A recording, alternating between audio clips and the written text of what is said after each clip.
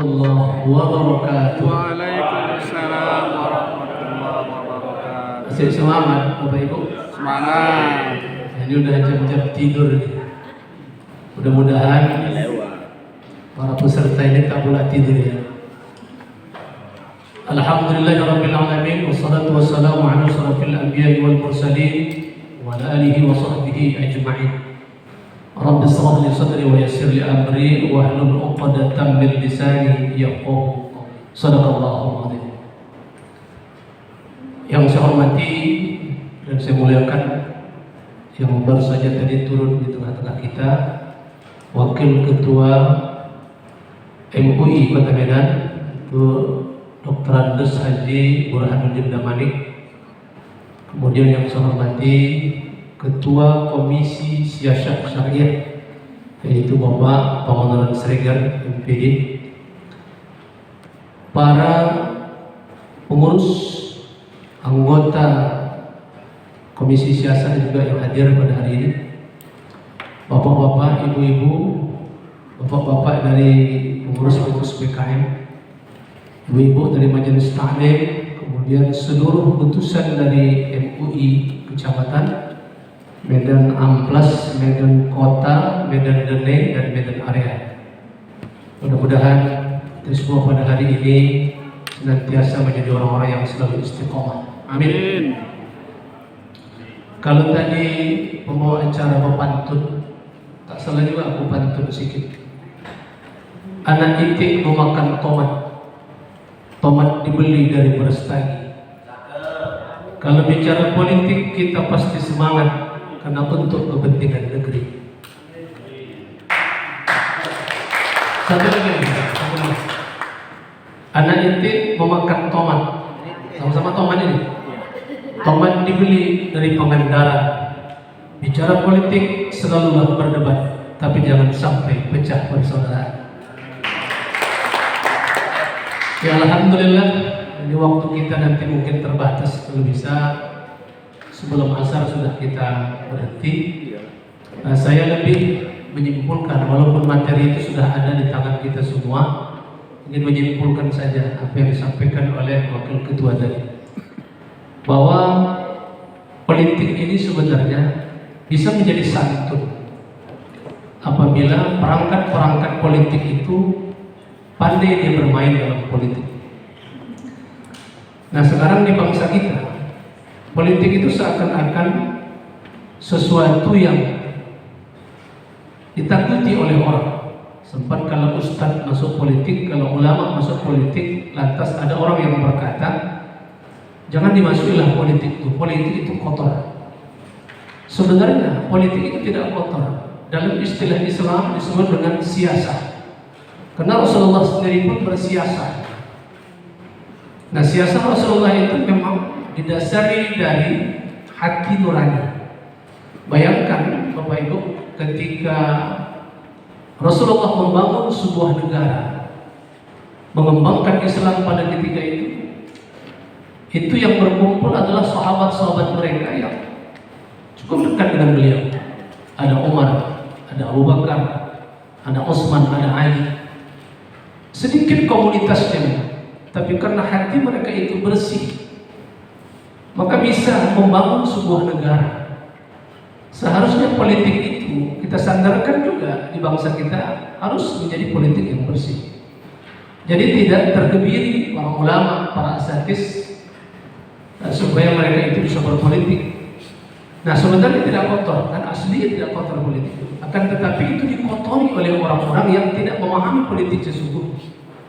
Karena pada dasarnya argumentasi politik itu cenderung kepada bagaimana mengatur, menata sebuah negara itu supaya berkeadilan di dalam.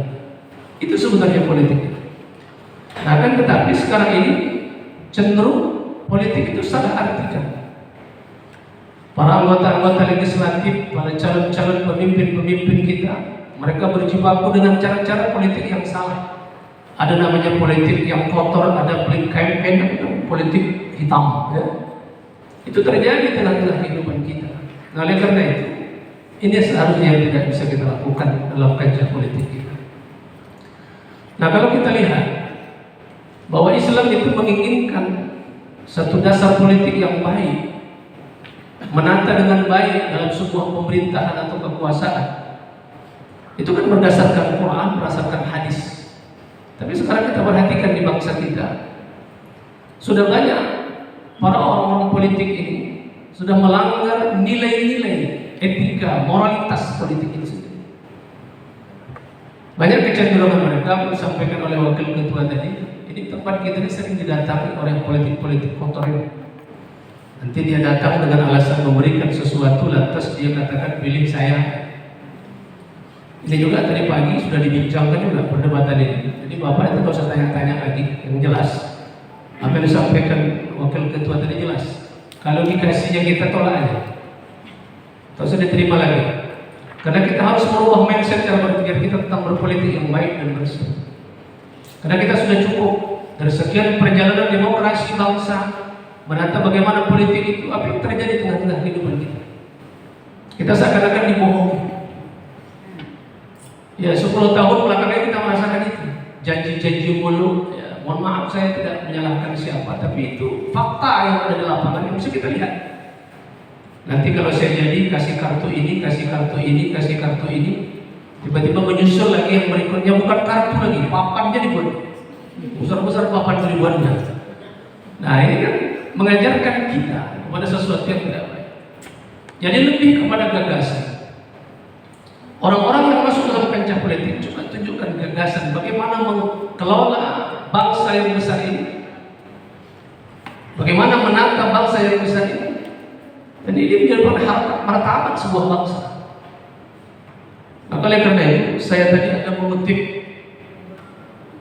ada 2 perkataan. Jadi memang bagus sekali yang disampaikan oleh Winston Churchill. Apa kata beliau? Politik itu hampir semeriah perang dan sama berbahayanya. Dalam perang hanya bisa dibunuh sekali, tetapi dalam politik bisa dibunuh berkali-kali. Jadi itu luar biasa sebenarnya. Dalam politik itu orang akan terbunuh berkali-kali. Udah jelas dia nggak menang sekali, naik lagi, nggak menang lagi, naik lagi, nggak menang lagi. Kemudian sini ada pembunuhan karakter, tapi dalam politik tidak. Dia jatuh bangun terus berkali-kali dia dibunuh. Pembunuhan karakter. Coba lihat sekarang lagi panasnya era masa pemilihan ini. Coba lihat seluruh pemimpin-pemimpin yang ada sibuk menyalahkan yang satu. Nah tiba-tiba jawaban seperti itu. Kita tidak bisa. Jadi Bapak ketahui juga bahwa di majelis ulama kita ini pun ada pengurus-pengurusnya yang terlibat dalam partai politik. Ya kita tidak sebutlah partainya apa, nah, tapi saatnya ini kalau ingin kita bentuk perubahan ini kita harus bisa melihat. Tolong Islam itu melihat nyata. Kalau ini kupilih bagaimana? Coba sekarang kita mulai menelisik persoalan ini. Kalau ini kupilih siapa pendukungnya? Kalau ini kupilih siapa pendukungnya? Lihat bagaimana rekam jejak, bagaimana kapasitasnya, kapabilitasnya. Kita lihat semua. Nah ini tugas kita sebagai umat Islam. Artinya dakwah dari mulut kita sampaikan kepada terus. Maka saya sering berkata gini, kalau Pak Masjid Rahmat ya sudah paham betul itu. Kalau saya ceramah macam gini, saya tanya itu BKM, ini masjid kalian ini saya bilang khotibnya bicara apa? Ustaz, tempat kami ini khotibnya bicara amal baik amal buruk. Buang Ustaz yang begitu saya bilang saat ini. Saya katakan itu, kenapa? Kita harus ada buah keislaman ini. Kalau mau maju bangsa ini, Islam harus hidup. Atau kita akan diinjak seperti Palestina?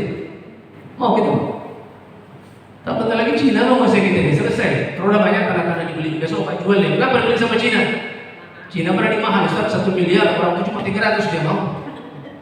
Kita akan menjadi Palestina yang kedua. Nah sekarang kita bagaimana menanamkan ghirah keislaman itu di tengah-tengah kehidupan kita.